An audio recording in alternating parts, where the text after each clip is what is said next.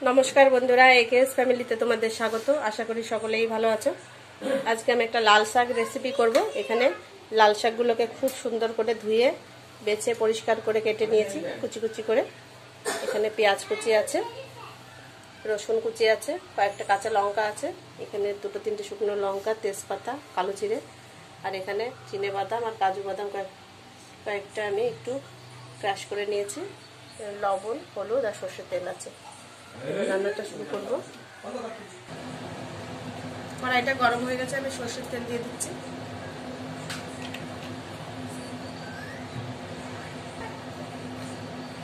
এবার আমি কয়েকটা শুকনো লঙ্কা, তেজপাতা আর কালো জিরে ফোড়ন দিয়ে দিচ্ছি। ভাজা হয়ে গেছে ফোড়নটা। এবার আমি প্রথমে রসুনটা একটু ভেজে নেব।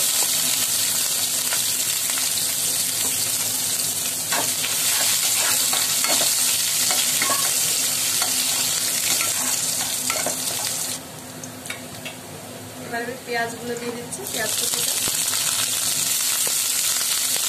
আর কয়েকটা লঙ্কা আমি দিয়ে দিচ্ছি, কাঁচা লঙ্কা।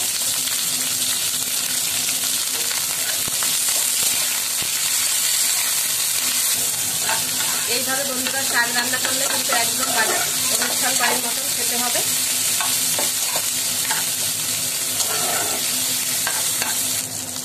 পেঁয়াজ আর রসুনটা ভাজা ভাজা হয়ে গেছে, আমি শাকগুলো দিয়ে দিচ্ছি।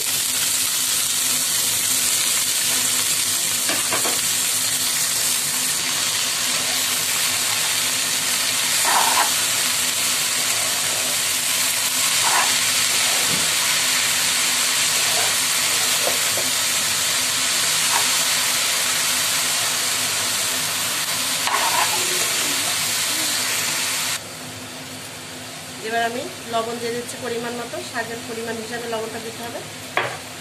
একটু হলুদ দিয়ে দেবো।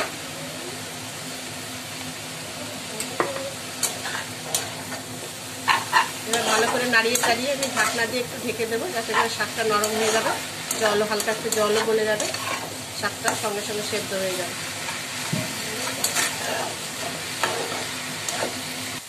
এবার আমি কয়েকটা চীনে বাদাম আর কয়েকটা,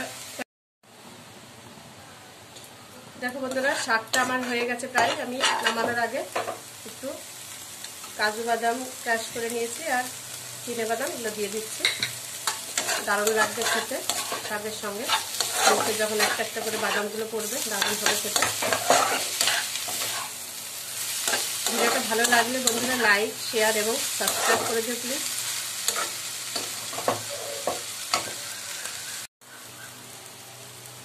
শাক ভাজাটা হয়ে গেছে বন্ধুরা, নামিয়ে নিচ্ছি।